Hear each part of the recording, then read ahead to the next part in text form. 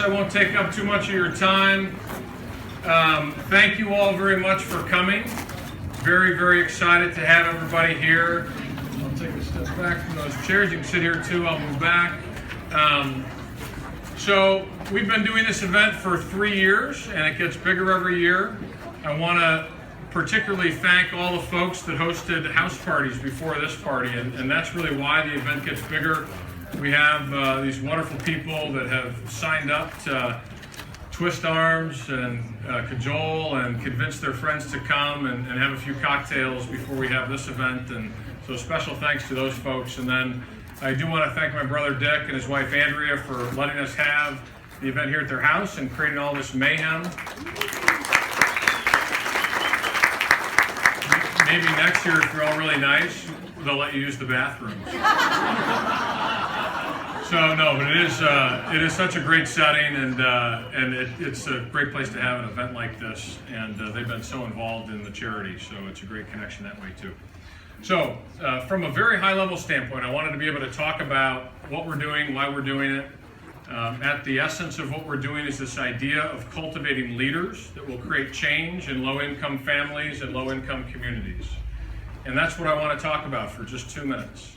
So on one hand, you can think about the idea of creating leader or cultivating. We're not creating, they are already leaders. Cultivating leaders and thinking about the idea of bringing them from difficult circumstances and working with them to be successful and say, job well done, you're off on your own. And that's great. And we have a broader vision than that. We have an idea that we think is going to make a bigger impact. And that's that these are the folks that are the role models, they're the examples, they're the people that the people in their communities look up to. And so we're going to work with them to create broader change. And our belief is that if you want to create real lasting change in low-income communities, you work from within the communities. And that's what we're doing with these folks. So some examples of what I mean.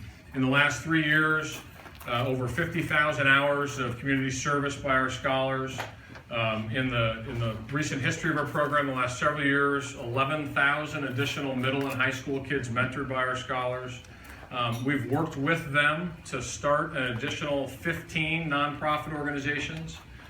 We've helped them get hundreds of internships and jobs with U.S. senators, with Cargill, with Johns Hopkins, with Microsoft, with Google, with RMB, with lots of, which one didn't fit? Those all were bigger. But anyway, still though, really important internships at RMB and at Greenhouse Scholars, frankly.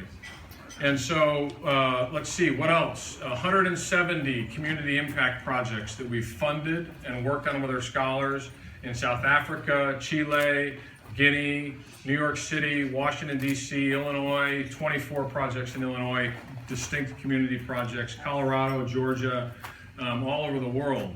And so when I talk about often with the folks that have been involved with us for a long time that are here at our event, this idea of us being catalysts, all of us being catalysts for change, those kinds of examples are what I mean. I don't think that if we all got together, those of you that are here to support the scholars and went into low-income communities that we're not a part of, that we could even come close to affecting the kind of change that they're affecting as we work with them. So that's what our goal is to continue to broaden and expand that impact. My mic just went. And that's okay, I'm loud. So that's our goal. And at the end of the day, it's about leverage. We believe that the concept of leverage makes us a highly efficient 501c3 organization. We're focused on the right people, and they're doing the right things to create lasting change. So I want to thank our sponsors. We could not do this event without our sponsors, and I really want to move to having Nick come up and talk. He's a really impressive guy. I don't know all the scholars equally as well. We've now had just over 200 scholars in our program. We've got around 100, a little over 100 in the program now, but I know Nick pretty well. I'm really excited about him talking. He's going to do a great job. He's not nervous. He's not nervous. He's not nervous. The Weeds are, who live here in Hinsdale. Hopefully you know them. They're right there. They're Nick's mentors.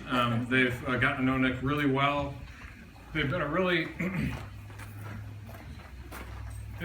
important part of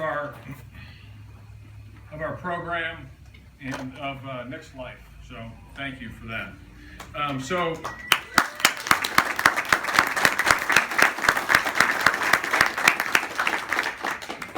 our lead sponsor, R&B Capital, one of the country's best asset and wealth management firms. The majority of their partners live here in the community. They care a lot about the community, and they believe in the same kinds of things that we believe in at Greenhouse Scholars. And as an example, building an organization one relationship at a time. And so they're our lead sponsor, and they have been since we started this event. They've been involved in so many other things at our organization, and we're very grateful. Our next level top sponsors, Dave Knight Homes, DeRazio Capital Management, Assurance, and Hinsdale Bank and Trust. All of those organizations have sponsored our event since we started it. They're all wonderful organizations. They care a lot about community. We just could not be doing this without those organizations, and they've stepped up in a significant way to support this event. And then also our next level of sponsors, Mariani Landscaping, Fidelity, Global Luxury Imports, and Dieterbeck Johnson and Monson. It sounds like a law firm. I know I should know, but I don't know every one of our sponsors, but I love that name, the way those names come together. So we're very grateful for all of our sponsors. And if you wouldn't mind helping me give them a round of applause.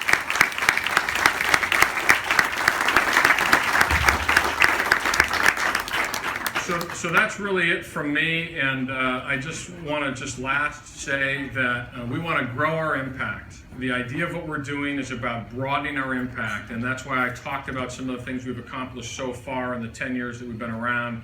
And I would just ask you, whether you've been with us for all 10 years or you're just meeting us this evening, if you could consider growing your support, whether it's more time you can give us or if it's financially, we need you to help us grow our impact. And that is our goal, to have a major impact on low-income communities and young people that are coming up behind all these great leaders that are sitting right here. So thanks very much, and Nick's going to come up and talk a little bit.